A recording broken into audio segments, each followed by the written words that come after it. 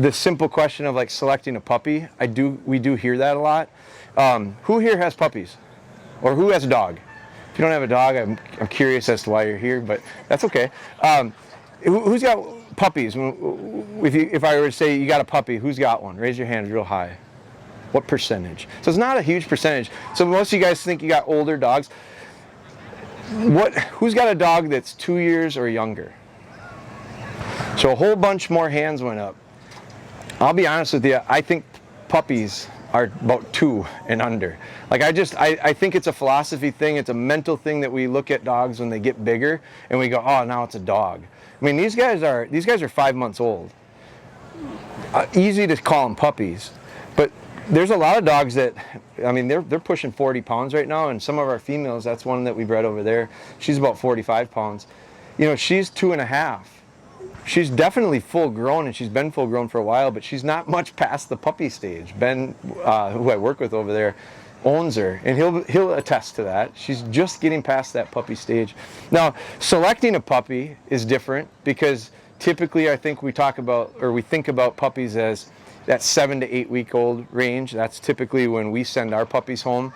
There used to be a thing, it's changed over the years. It used to be like 49 days was always the thing. Everybody said you got to send them home at 49 days, 7 weeks. I've seen it shift now. I think more people do 8 weeks now. I don't think it matters that much. I think some puppies are ready to go earlier, and I think some litters are better off to stay a little bit longer. But select the question, how do you pick a puppy?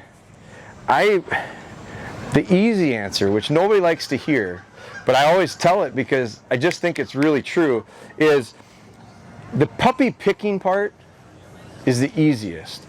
Because I just go into a group of puppies, like for me personally with color. You know, if we're breeding a litter of Labradors and they have blacks and yellows in it, which that happens. If you're getting a black female and I'm the first pick, and the question is, well, how do I pick the right one? Enough. What I look at it is I take the 3 black females, I separate them, and I spend me personally, it takes about 5 to 10 minutes, and I go, I like that one the best. I'm taking it home. It's not scientific. Like I go to some guys, and they're going to bring a wing, and they're going to do this, and they're going to see what this dog tells them, and they're going to do that. And I go, man, in the little window of time that you have to pick that puppy, you're not getting much information. Now, I do think there's value, like as a breeder. We got a whole flock coming in, or what's going on here? As a breeder, I spent time with those puppies. Let's just say they're going to go home at 8 weeks old. I don't know much difference in them until they're probably about 4 weeks old. But at that point, I definitely could start seeing some differences. But I don't know that from 4 to 7 or 4 to 8 weeks, I could tell you that, oh, that one's going to be this, and that one's going to be that, and that one's going to be that. My whole point with all this specifics, and we'll talk about the specifics because that's what people want to know, is how do you pick the one you want and all that stuff. And these 2 are brothers. It just coincidentally works out that I got 2 5-month-old puppies that are litter mates. I bred this litter. I kept them all. I picked these. I mean, I had all 5 pups. I could pick whichever one I wanted. I took these ones for a reason, and I'll explain that. And I'll explain what the differences I see in them right now. But here's the big answer. Like, I'll get right to it in the beginning of this in case you're bored and too hot and gonna get out of here. You pick the right litter.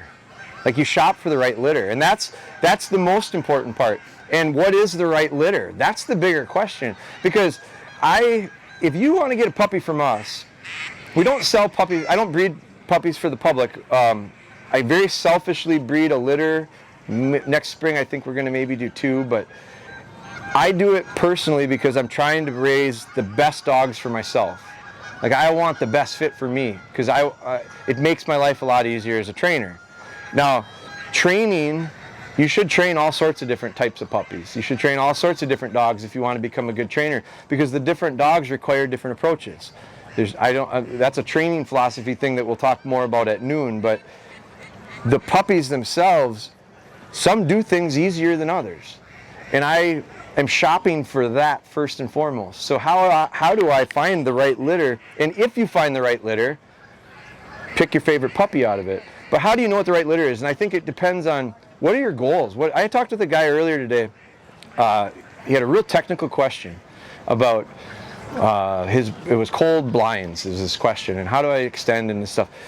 And I asked him, the first question I asked, because he asked me, how do I do something in training? I got all sorts of ideas of what I would do, depending on the dog and the scenario, and there's a lot of variables. But the first question I had for him was, well, what's your reason for it? Because I needed to know that, because he said his dog will run really good 60 to 80 yards. I said, well, how big do you want him to run? Like on a blind, he'll carry it, and then he starts to break down. So how big do you want him to run? He said, I don't know, maybe 100? I said, hell, between 80 and 100 isn't that much of a difference. What's the reason? He said, well, I'm thinking about doing some hunt tests. Okay, there's a reason. Now, if you're thinking about doing hunt tests or field trials, and you want to do that, you should pick a dog that comes from that type of line, because they're built for it. If they're bred for a specific purpose. I breed for a total specific purpose. It's not field trials or hunt tests. I don't do them.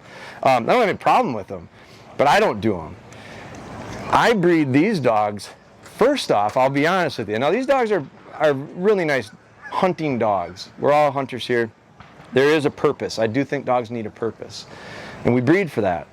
But I'll be honest with you, my hunting dogs on a good year get in the field maybe 45 days. Like I have another job. I don't train dogs for a living. We have a company that sells training products.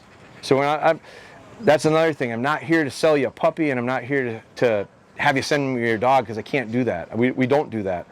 But I'm very similar to, I think, what you guys are that are sitting watching this, because I do it for myself for hunting. And in a good year, who here on an average fall is going to get in the woods more than 45, or in the field more than 45 days? One, retired. Yep. Yeah. Boy, I want to hear about that, because that's what I dream about sometimes. So none of us are over. Who's over 30 days? I mean, 30 days is a hell of a lot, guys. That's 10 weekends. Like there's hardly 10 weekends in the fall. So we have an honest group here, which I appreciate, because I'll get in a lot of rooms where I'll ask, well, how much do you hunt? And everybody wants to tell me how they hunt 60 days a year. And I go, what do you do for a living? How can you do it? Because I want it. Are they hiring? I could use that job. But I am in this world, and I don't get to hunt that many days. So first and foremost, what I look for when I'm breeding a puppy, and what I'm looking for if I'm buying a puppy, is I need to have this, which is the family dog part of it. Because I think the best field dogs they come from the best house dogs. And do you have to have them in the house? No, I don't think you have to have them in the house. Who here has a dog in the house?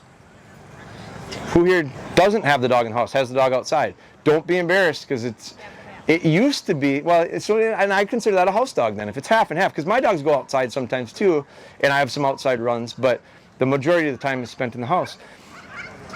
10 years ago, guys, that question would have been the opposite. There would have been a couple people that said they live in the house with me, and the rest of them were kennel dogs. Now, that's a big difference in not a real big amount of time. You're retired, yes. So you're over 40. Yep. I mean, you don't look it, but you're over 40. I don't throw ages at anybody. But do you remember 30 years ago, gun dogs? How many of them do you think, what would you say percentage-wise lived in the house? 5%. 5%. So I'm not making this up, guys. I promise you. It wasn't that long ago. So I do think that some of this stuff is really important. Now, how do you figure that out when you're looking for a puppy? This will take work. So if you're not into work, good luck. I just think that nothing good comes from without a little bit of hard work. And so I buy dogs. I've bought dogs over the years from all over the country. We import these dogs here. They're British dogs, so their origin are British field lines. But like these guys' dad is in England. He's still in England. So we brought over frozen semen and bred to him. I'll tell you a little story about this breeding.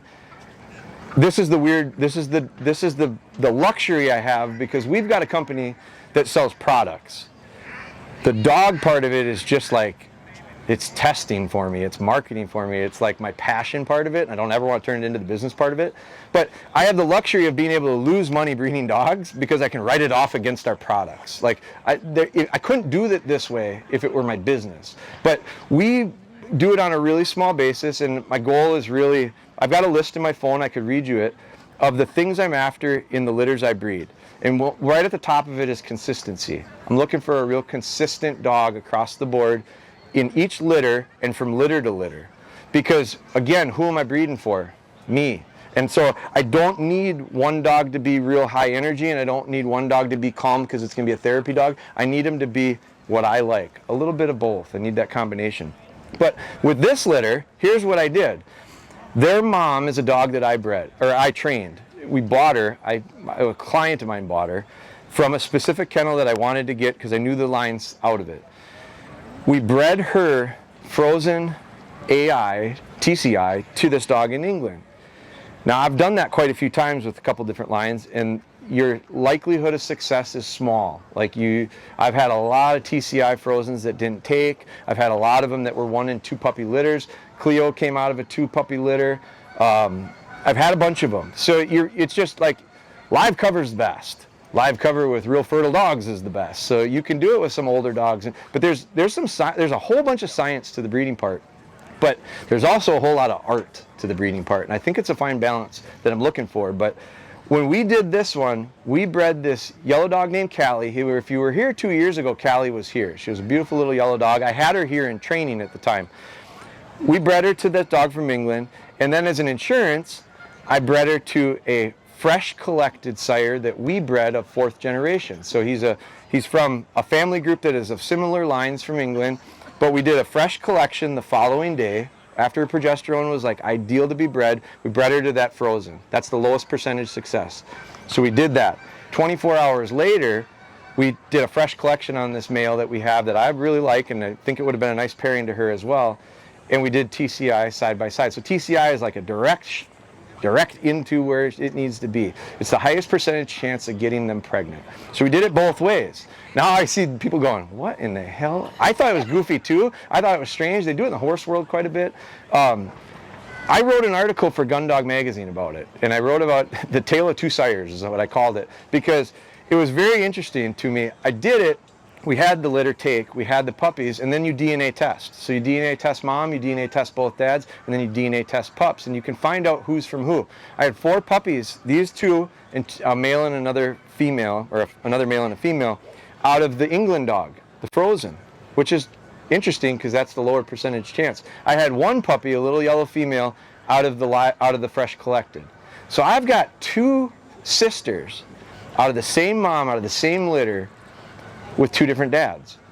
And why did I do it? Well, a couple of reasons. I did it because it increased my chances of having a litter.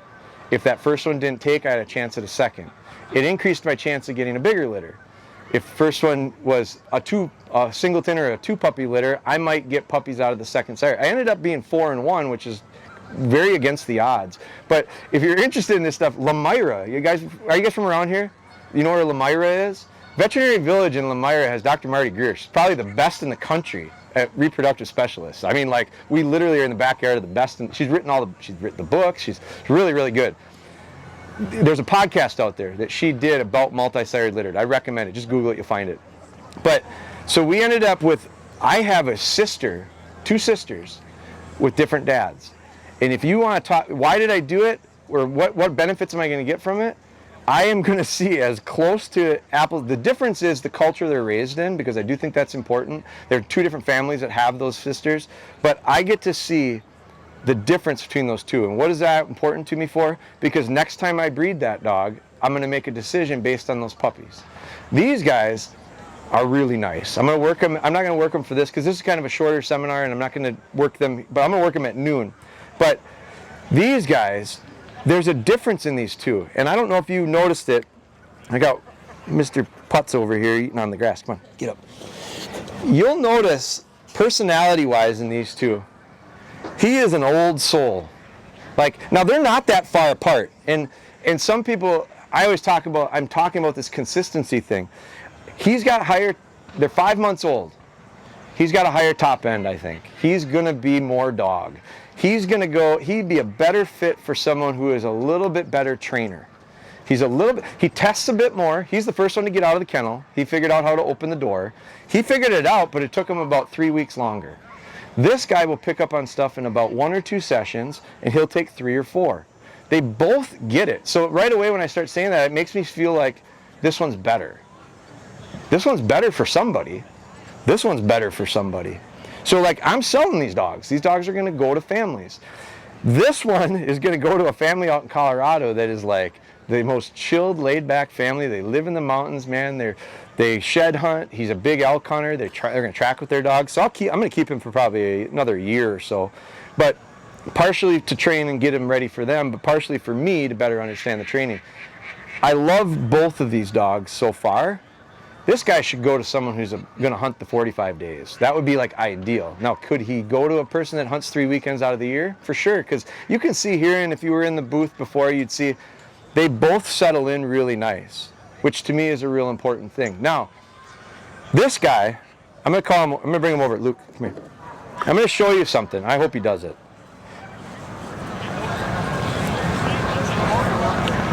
Come here. There's a trait that he has. He's not doing it yet. His mom, you can watch videos of this. He looks like his dad, but he has these traits of his mom that stand out to me. He's a leaner in. He's not doing it for me right now, so he's making me into a liar, but there it is. He's about to do it. As soon as you touch him, he kind of melts, and he's a leaner in. And if you look at any of our website, go to any of there's articles in Gun Nut, because I wrote an article about that dog, Callie. All these pictures of her just leaning in. He does it. Come here. Get up. Come on. Luke. Get up. Now you can see too. Get up. Boom.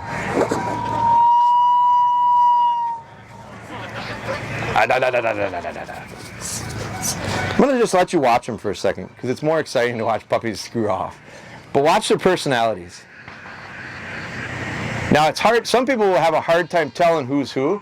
Luke is over there checking out people. Bo's coming now. Watch their mannerisms. Come on, boys. Up. Come on, boys. Come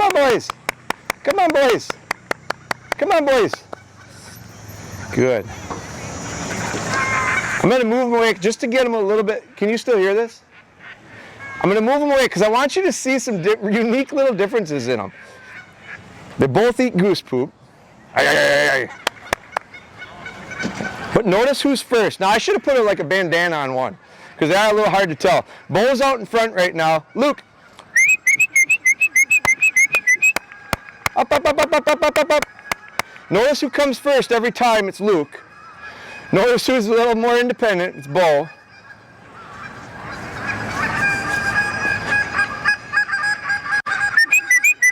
Come on, boys. Up. Hey. Come on, boys. There's Luke. Come on, Luke. Come on, Bo. Good. Sit. Come here. Sit. Bo. Sit. Bo. Aye. Bo. You sit. Bo. Aye.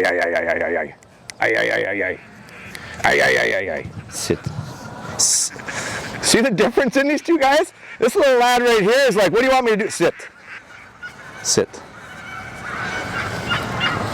So with these two different dogs, again, going back to like picking puppies, I asked Luke to sit because right now I got to get Bo. But look at what Luke is doing right now. It takes every ounce of him to just sit through this because he's going, God damn, I want to eat that goose poop too. I want to do all that. Sit. Now watch.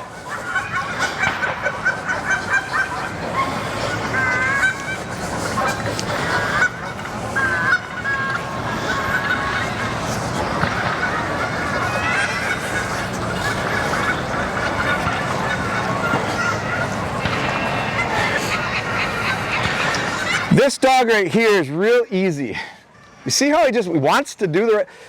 You go to leave him and he wants to be with you. Now Bo I got to put him on a lead to get that.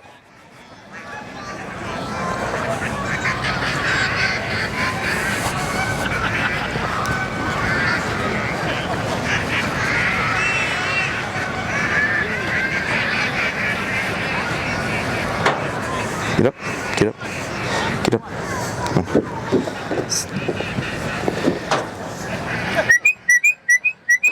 Luke! Luke! Ay, ay, ay, ay, ay, ay. Luke! Come on, come on, come on, come on, come on, come on, come on. Hey, hey, hey. No, you don't. I knew that was coming. Come on, come on, come on, come on. Luke!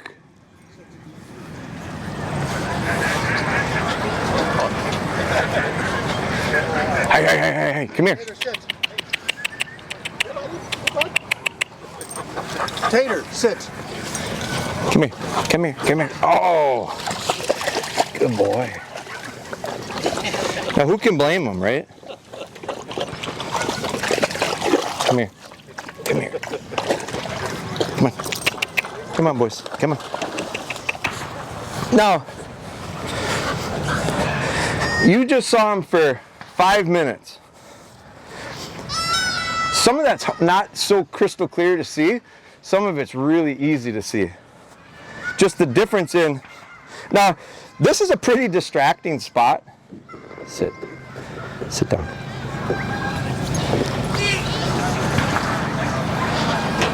Get up. Good.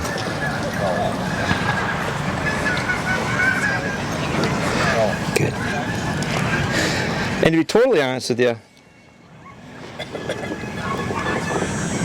I'm pretty thrilled with both of them, actually. Because, like, I didn't say it at the beginning of this, but, like, I usually give a little disclaimer at the beginning of a seminar. I'll never do a seminar where I'll bring, like, now this is a different topic and I'm getting off topic with it, but I'll never bring a bunch of dogs that are just finished dogs. I just don't show that. I don't know that I ever get them finished. You know, we started talking about puppies and now we're talking about finished dogs. But there's a point, I think that this is really important to see. Because things don't always go, like they didn't do exactly what I asked them to do. But you got to see, like, there's a little bit of willingness to work with me there, both of them. When things kind of come off the rails there, like you want to see a real show, come at noon. Because I'm going to work them. And then I'm going to actually encourage them to make some of those mistakes. Because I think it's really important to see, what do you do when it happens? Like to watch a seminar where folks just, you know, show what their dogs can do is always exciting. It's always entertaining, but it's a little frustrating for me too, because I go home and I try that. I've done this before. When I was younger, I'd watch seminars and then I'd go home and I'd do the exact same thing the guy did. And my dog didn't do what his dog did. And all I sat there was, well, how the hell did he do that? Why isn't my dog doing what his dog did? So I like to try to get them to do some things that are not necessarily perfect to show you what do you do when it happens that way. I think there's a lot of value in that. So at noon, we'll probably do that a little bit more. But the puppy thing, it's not as simple as like that idea of there's a magic recipe of picking the right one. I just really believe that. So if you saw their moms, and I know one of the dads, you know, not the dad of these ones, but the other ones. So in that I didn't finish kind of that story, but we did DNA tests and we got those results. And that's what's going to help me make decisions now going forward with my breeding.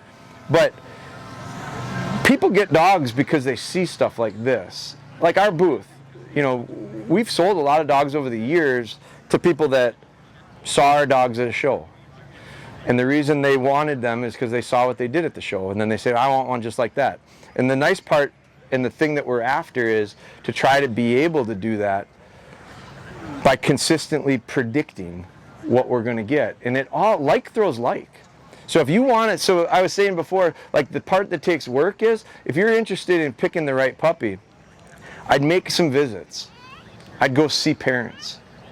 Because the idea of like, you can see these traits in them that replicate where they came from. Look at, I mean, you can think about people.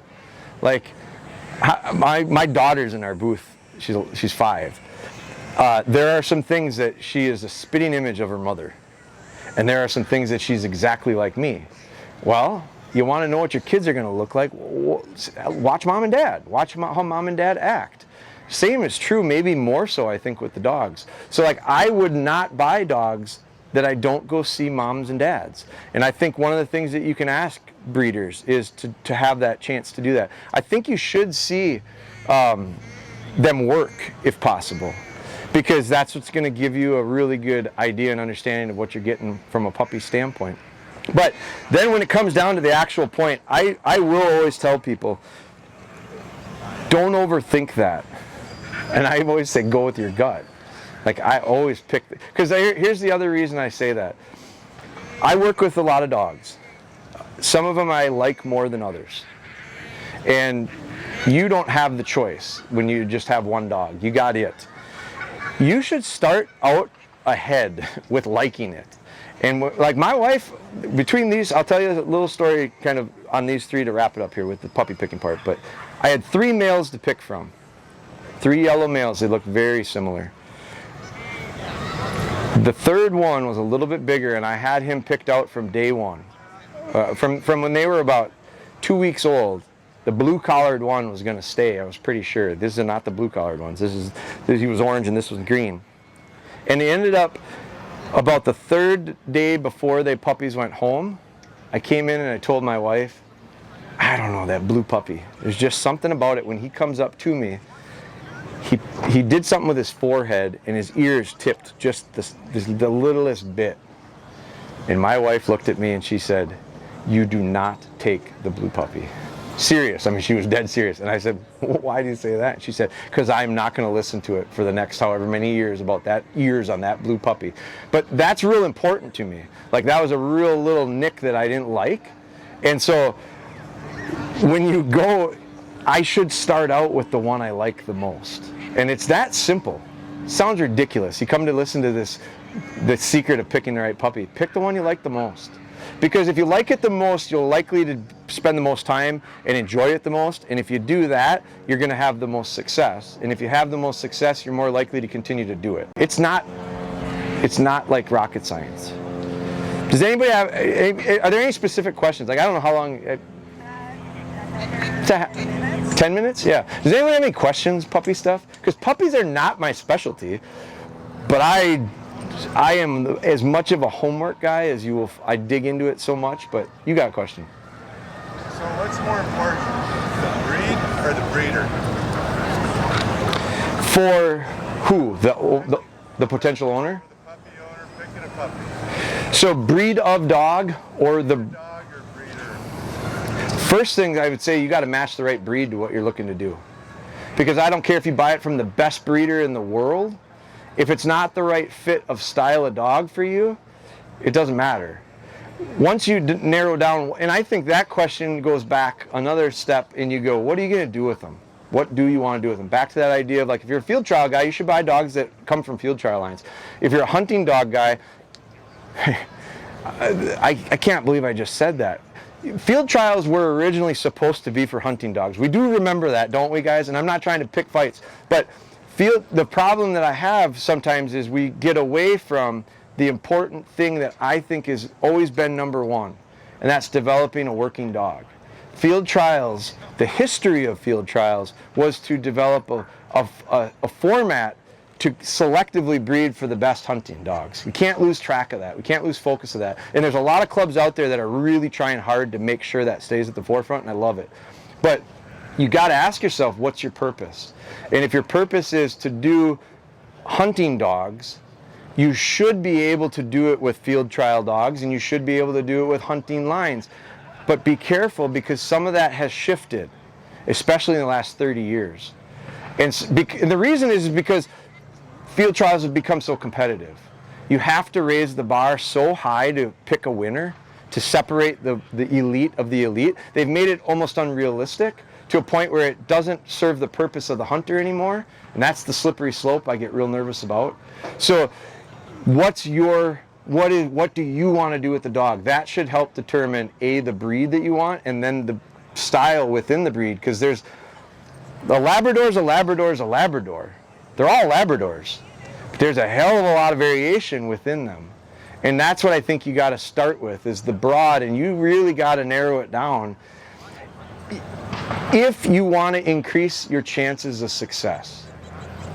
One of the best dogs I ever bought was out of the paper, guys. Like the newspaper, like an actual paper with a phone number at night. It was the first lab I ever bought.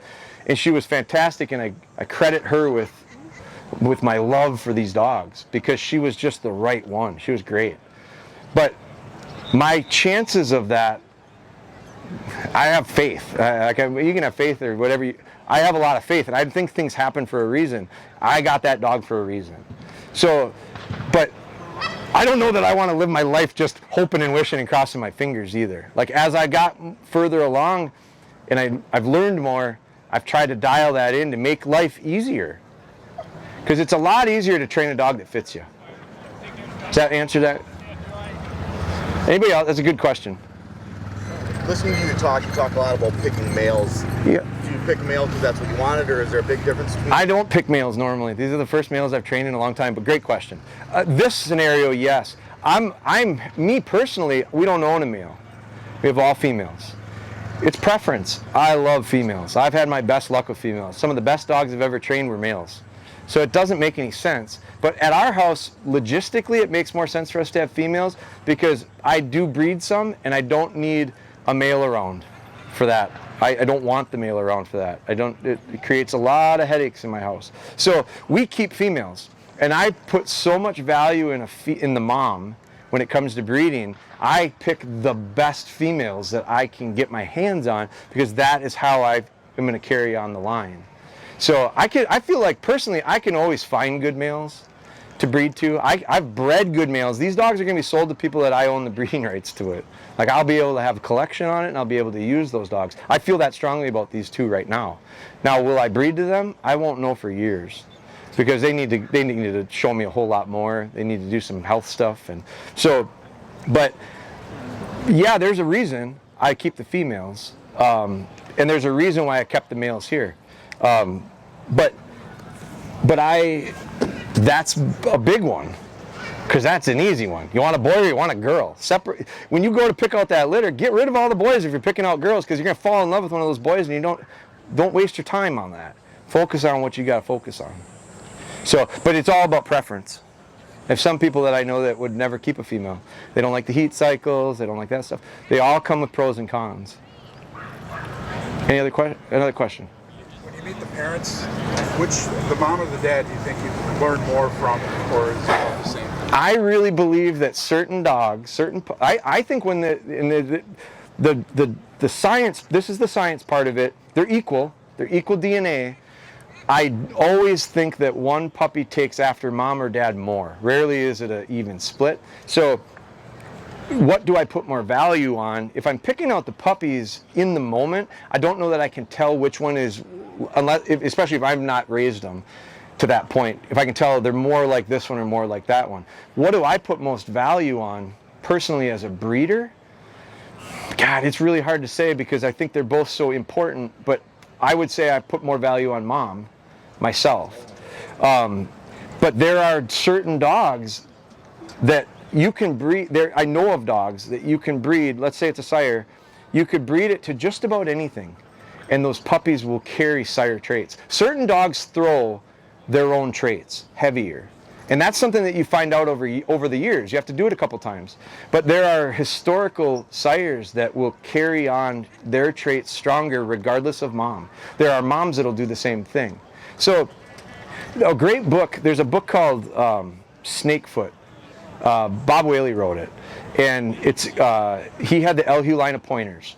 It's probably the most honest written book about line breeding there is, that I've read anyway. He was a heavy line breeder. I line breed. I think most do to a degree. Some are heavier than others. I don't have a problem with it. The problem I have with the line breeding is, and these dogs are somewhat line bred, but the problem with line breeding is it's risky, because it enhances traits.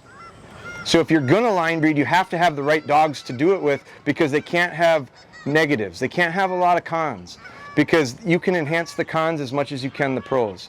And if you're not, and you don't know which one's gonna be enhanced more. So I line breed dogs when they have very few minuses.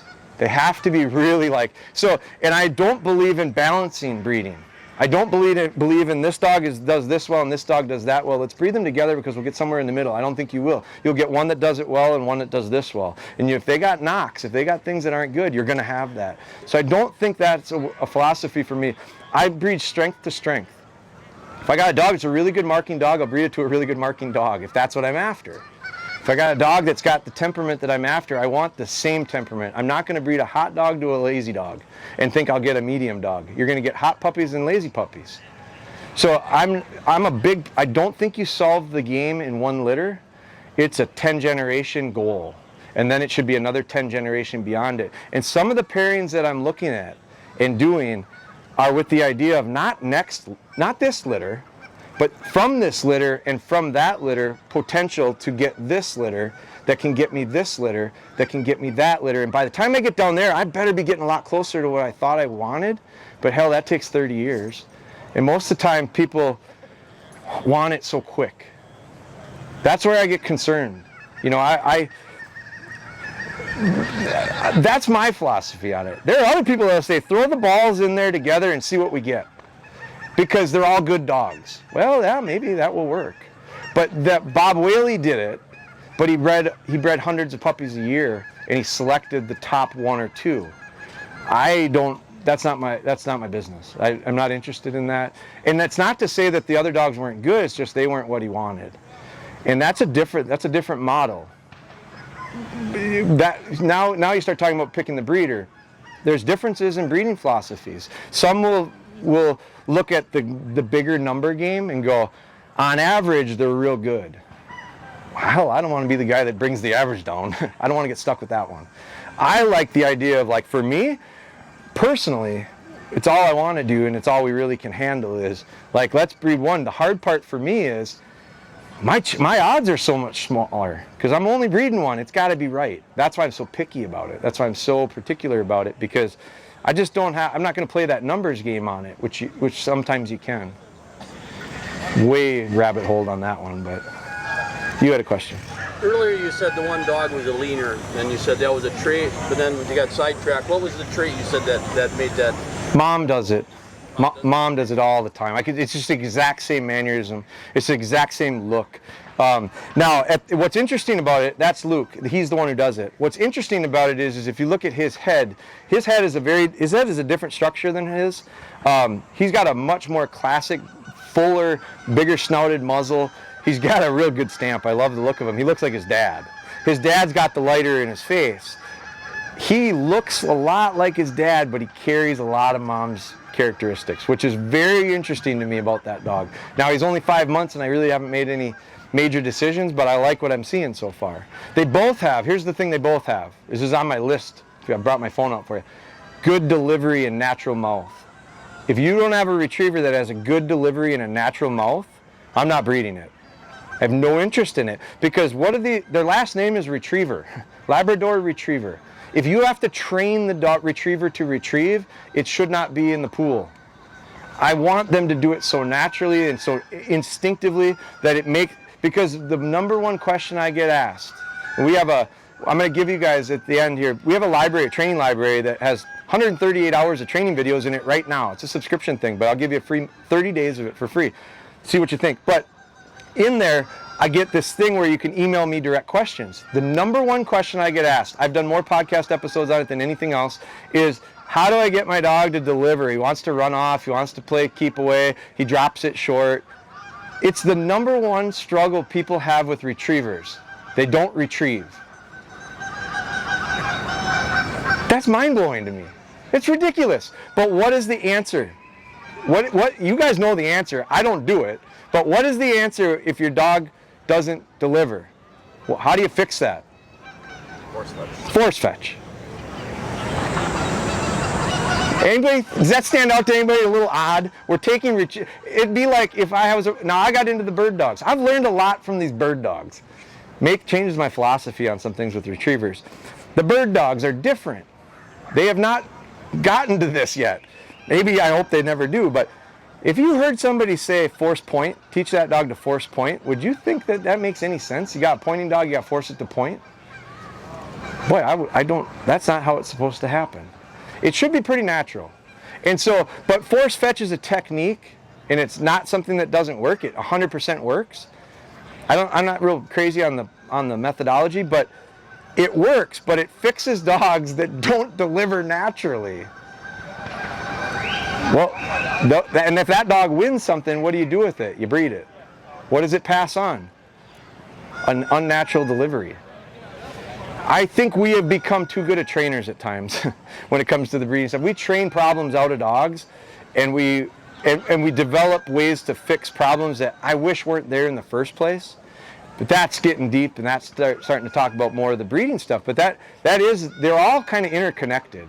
So when it comes to breeding, one thing I would look at is, what did it take? I always ask people, what did it take to train that dog? It's one of the first questions I ask people. How hard was he to train? If they tell me, oh, he was a son of a gun, I don't want a puppy from that. I don't like sons of guns. I like the easy ones. I like the ones that are really, because I'm selling dogs to people that are not good handlers. My neighbors have a puppy from us in our booth there. I trained one for them. He wants to be very good, and he's working at it, and eventually he will be. But he's not as good of a handler right now. His timing's not really that good. He's new to it. He should have a dog that's easy to handle. Because if you give him one that's a little hard to handle, he's going to struggle. That's where I go, man, it is nice when they do this stuff easy. I always tell, there's a horse trainer that I follow that I got this from.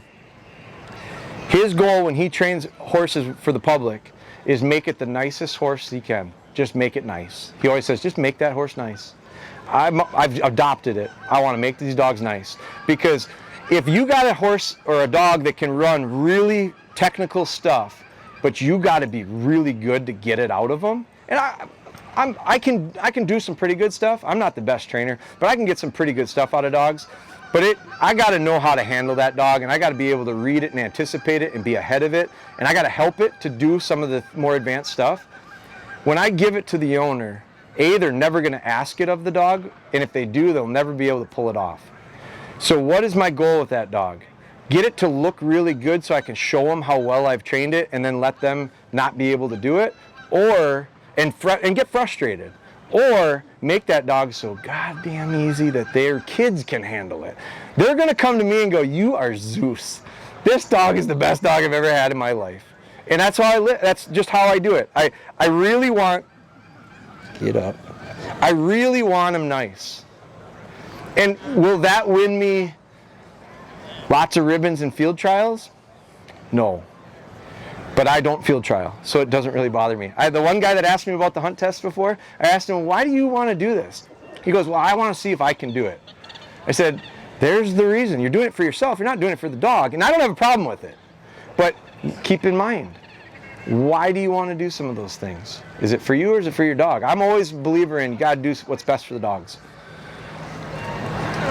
Any other questions? Yeah. I have a question. When people think about picking a dog, they have those little dog tests. You flip them over on their back. Yep. Any of that? Yeah, I think there's relevance. I think there can be some relevance to that. You know, hold the dog over and see if he fights it. But I also use that as a training technique.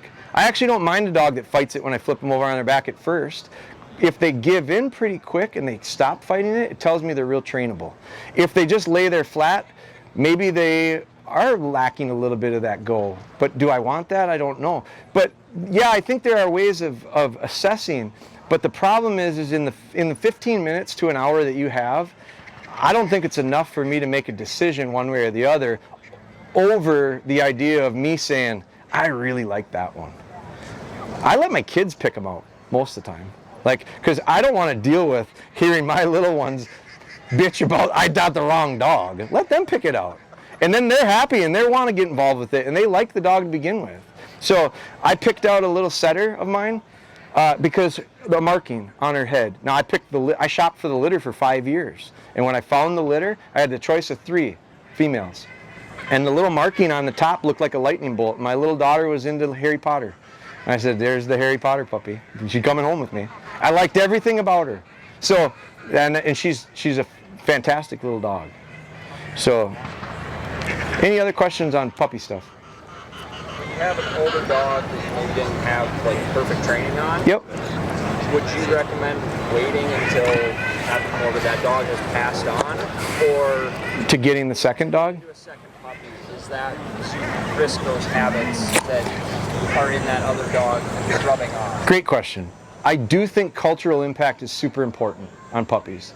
I think I am gonna talk about this at noon too, because I just trained with a guy who and it's I won't get into that right now. But the point of it was, how do you train dogs in groups?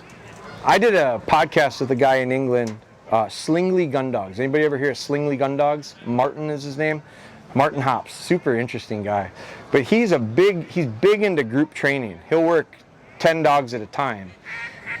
And so I talked with him quite a bit about it. And after talking with him, I did a little more group training myself. And the reason I did it is because I've got big dogs that are good.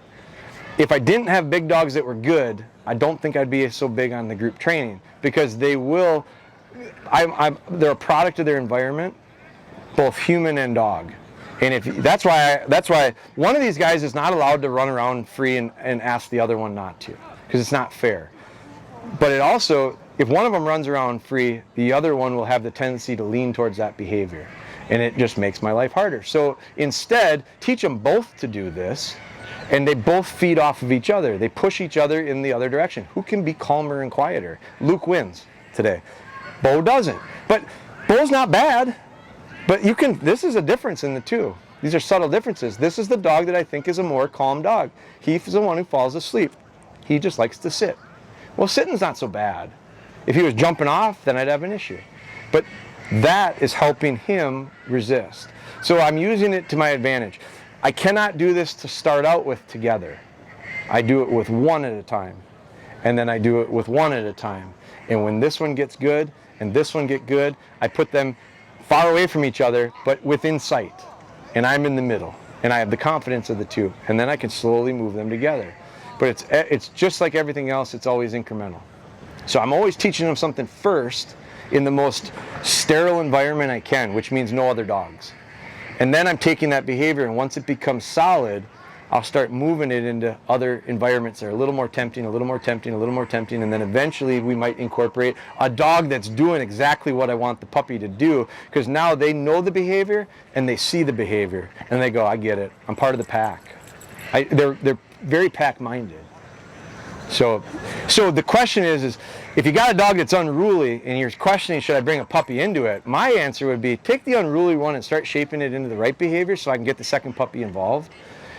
I wouldn't say, well, I'm going to take the puppy in and fight the idea of this black and white contrast. Get that one going right. I don't care if it's 8 years old. Old dogs, we give this excuse not to train old dogs to be good. No. Don't take it all in one bite, but start shaping them the right direction. Any other questions? Puppy. I got a 4-month-old who has kind of started developing a protective mannerisms when we're feeding him. Sure. So if you pet him, he starts growling at you. Yeah. Any thoughts? And I'm not a specialist on this stuff, aggressive feeding at feeding times. I've seen it fixed. I never have it happen to myself, but I've had clients that have had that issue. First off, I think you got to look at what's the reason. And to me, it's a testing thing on a puppy's part, especially a 4-month-old puppy. It's a testing thing. Unless something has happened in the past, which isn't that, we've only had it for probably 2 months now. So nothing's really happened, I bet. But I nip it in the bud immediately. I'm firm and I'm firm, I'm quick, I'm crisp with my corrections, but I'm fair with my corrections. But I think that's the in the moment fix, and I'm firming up and I'm giving them a scruff. I'm picking them up that's enough. Enough. Set them back down. Don't lose your cool, because you can't be emotional about it. It's not like, and you can't carry it. You got to let it go. Can't really piss you off, because they'll know it. And then it depends on their personality. They might decide, I'm going to come up against you even harder. But the thing about it is, in the first place, the reason they don't do it to me is because they really respect me. And so what I would say is, where is the respect missing? And I'd work on that first. And then the symptomatic part is the feeding, and I might address it at that point, but I'd be more important working on, how do I get your respect? What have I done? What have we done here where you decided you're going to test me? And some dogs test. Some dogs test more than others. But some dogs test more than others based on what you're giving them. So I'd really assess it all. And feeding time is one of the best times, in my opinion, to gain respect. Because I give it and I take it away. Like I am the leader. I eat first. When you out in the savannah, when the lions eat, the big boys eat first. So I eat. I get puppies to watch me eat. I don't care if it's a cracker. Get the bowl of food ready. Feeding time is the best time to really get some structure. It's the ultimate reward for those puppies. So you can reward the right behavior. But I'll get the bowl. So these are the first 2 puppies that I had on this. This is the Pro Performance puppy. I don't know that I will feed puppies other than this. I'm actually going to feed these. I normally cut them off at about 6 months of puppy food, and I go to adult food. This I got my setter on. I'm feeding her the puppy, and I'm mixing it with a 30-20 right now because she's at a little bit of weight. I like to put a little more weight on her before the season. But this feeding time thing for me is get the bowl of food ready. If I had a bowl of food ready, these 2 guys would really be at attention. And then they'd sit and they'd just tell me how calm and cool they can be because they know the game. I gotta wait. It's a great way to teach them. I line the dogs for their food just like I line them for retrieves. So it's a great little transition thing. But if I got a dog that's showing me any signs of aggression, I might take that bowl of food and set it down. If they show me any adverse behavior, I pick the food up. What got them that? I set the food down. If I got a problem, as soon as I get it worked out and they're comfortable sitting back and going, okay, I'm cool. I'll wait, give it back to me, and play this little game. Make it fun. Hell, training shouldn't be always work. It should be kind of fun. But you get this attitude change in the dog. Instead of this idea of, get away from my food, to, Dad, let's do that. Oh, good. Tails start wagging. You start changing the whole atmosphere. You know, when you walk into a room and someone's on pins and needles because they know the boss is there to fire, everybody's pretty on edge. It's just, you feel it in the room. When the boss comes in because you just it's Christmas and he's giving out bonuses, it's just a different vibe. Make the vibe Christmas. So come in, do that, and once you get it going, I'd go take the bowl of, I get in the habit of taking the bowl of food away 2-3 times every time. Because the dog's just gonna go, I get it, man, I'll wait. Because I'm the boss. And when I get the food ready, go over and eat 3 crackers. And then feed the dog, because the dog goes, he eats first, I'll wait. Like that's just a mental thing where the dog goes, you are the leader. Make them earn it. Because here's the beauty of feeding times. I feed twice a day. That's 2 sessions. It's 2 training sessions without adding any extra time. You don't have to set aside time for it. I'm feeding them anyway. Might as well get something beneficial out of it. Good question. That's it? Anybody else? We're going to do one at noon. And I actually planned on that one. This one I didn't plan on. So this is a real pull it out of the old hat. But thank you guys for coming. Thank you for having us. We really appreciate being here. We're in a booth in the far corner. Dogbone is our booth. So stop by. If you want, Ben will have these little scan codes. It's a QR code that you can scan it with your phone and you can sign up for free for the 30 days of the training library. And that'll give you 10% off of our website and it gives you direct email access. So if anyone's got any questions, you can meet us at the booth too.